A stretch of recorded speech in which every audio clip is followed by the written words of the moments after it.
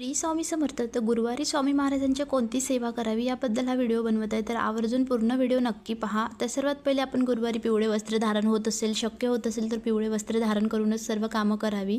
आणि सर्वात पहिले सकाळी लवकर उठून अंघोळ वगैरे करून छान उंबरठा पूजन करायचं, हळदीचं लेपन करायचं आणि शक्य होत असल्यास गुरुचरित्राचा 14वा किंवा 18वा अध्याय वाचायचा. नाहीतर डेली आपलं जे रुटीन आहे ते 3 अध्याय तर वाचायचेच. 11 माळी घ्यायच्या आणि 10 वेळा 11 वेळा किंवा तारक मंत्र म्हणायचा. आणि होत असल्यास सकाळी मूर्तीचा दर गुरुवारी मूर्तीचा अभिषेक करायचा. मूर्ती जर नसेल तर आपल्या घरी फोटो असेल तो स्वच्छ पुसून घ्यायचा आणि नैवेद्य वगैरे दाखवायचा आणि 15-20 मिनिटांनी तोच नैवेद्य आपण ग्रहण करायचा. आणि शक्य होत असेल तर डेली आपण नैवेद्य दाखवावा आणि तोच नैवेद्य आपण ग्रहण करावा.